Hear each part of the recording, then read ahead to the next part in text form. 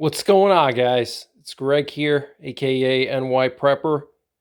In this video, I'm going to be shooting some AR500 steel with my 300 Remington Ultra Mag, and I'm going to be using some steel core bullets that I've hand loaded, and I'm also going to be using some solid copper bullets.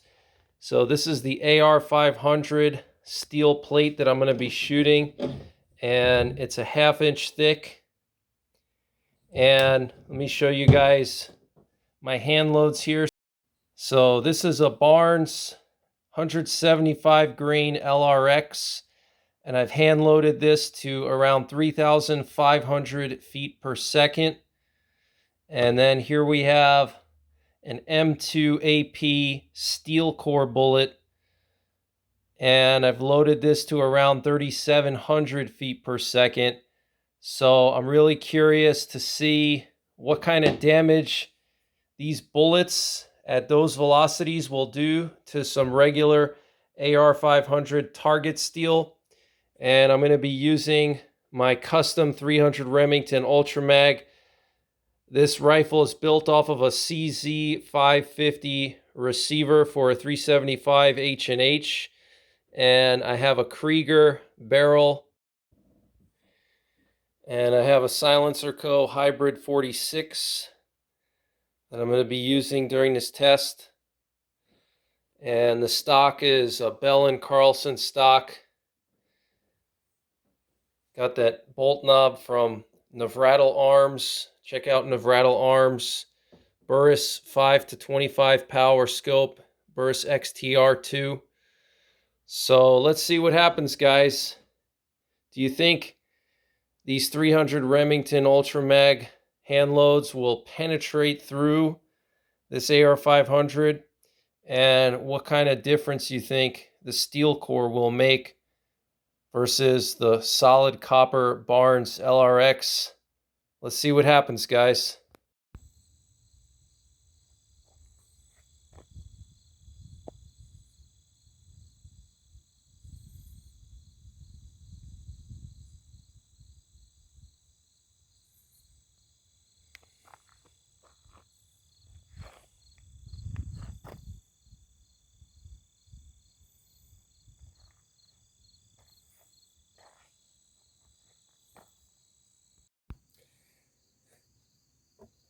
All right, guys, 300 RUM, M2 AP, 3,700 feet per second versus AR500 1/2 inch thick steel targets. We got 2 of them down there. So let's see what happens. You think we'll go through both? You think we'll go through one? Will we go through any at all? Let's see.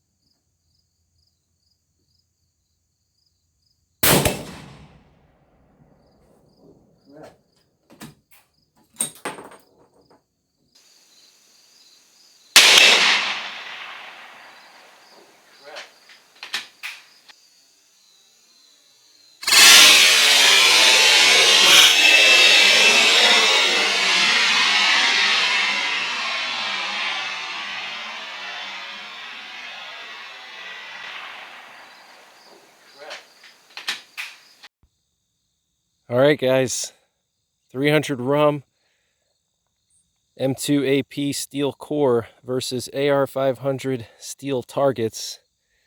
And looks like we didn't even penetrate through one. Check that out. There's the hole on the first target.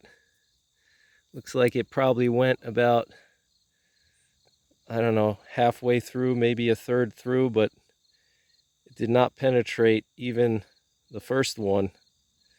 But it did leave a good size hole. Check that out.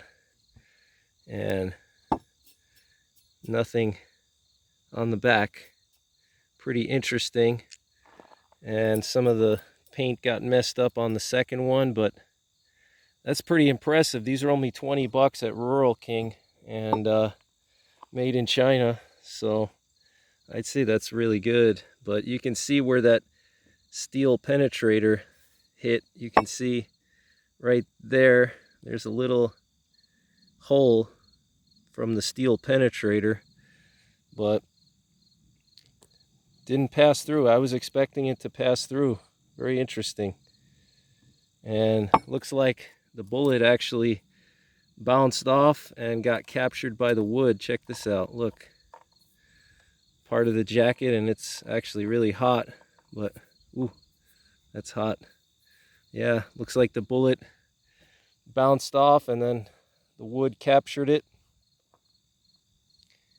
It's pretty insane. Check that out. But the penetrator definitely hit that AR500.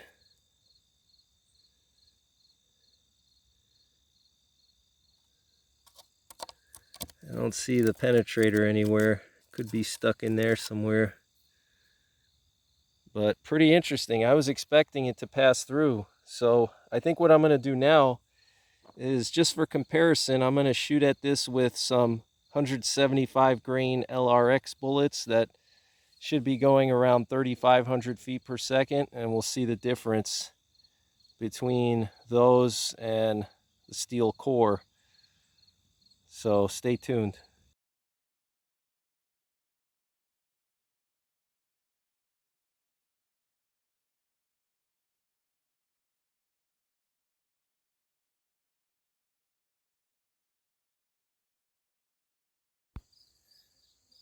All right, guys, 300 RUM, 175 grain LRX. Should be going around 3,500 feet per second versus half-inch thick AR500 steel targets. Let's see what kind of hole it makes compared to the steel core at 3,700 feet per second. You think there'll be much of a difference or not at all? Guess we'll find out.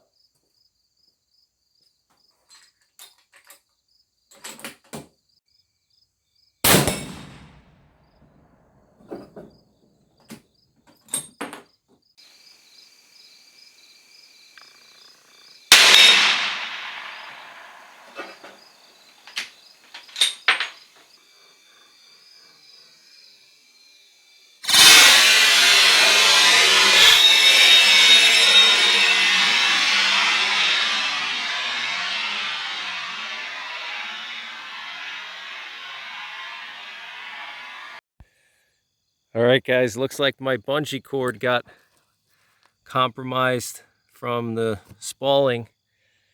So let's take a look at these plates. This looks like the second one. You can see nothing really there. And here's the first one. So yeah, you can see a huge difference between the steel core and the 175 grain LRX. You can see that the LRX just kind of barely scratched the surface, and the steel core went in probably about halfway. So huge difference there. Check that out. Look at that. It's like a big crater from the steel core, and the LRX just not really doing much. Okay. Interesting. You can see the copper fused with the steel, but here's the steel core. Look at that. Look what the steel core did. Okay, huge difference. So what I'm going to do is I'm going to take this plate home, and we're going to measure with the calipers and see how deep the steel core went into the AR500.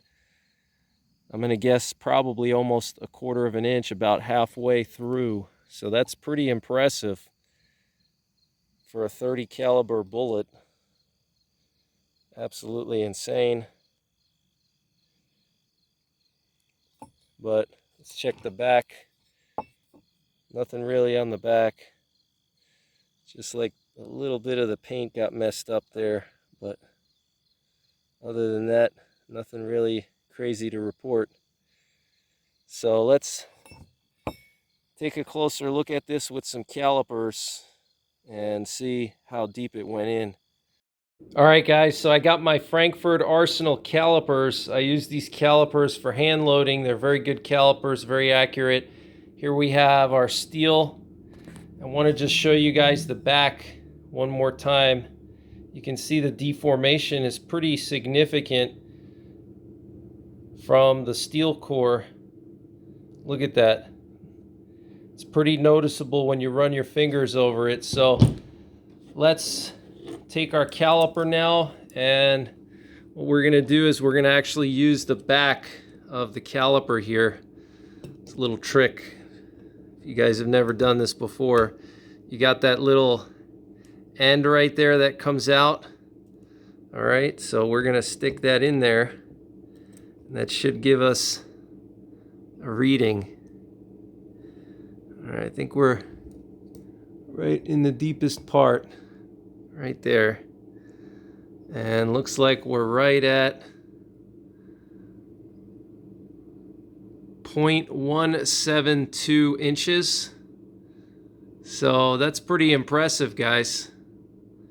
Pretty impressive. Almost a quarter of an inch into AR500 steel. It's pretty impressive. So went through that much AR500 steel. And I'm sure with enough shots in the same spot, it would just go right through. But I hope you guys enjoyed this video. Check out my 300 RUM playlist for more 300 RUM content. Check out my penetration test playlist for all of my penetration tests and ballistics tests. And until next time, take care, God bless, and don't forget the 3 Ps. Prepare, practice, and persevere.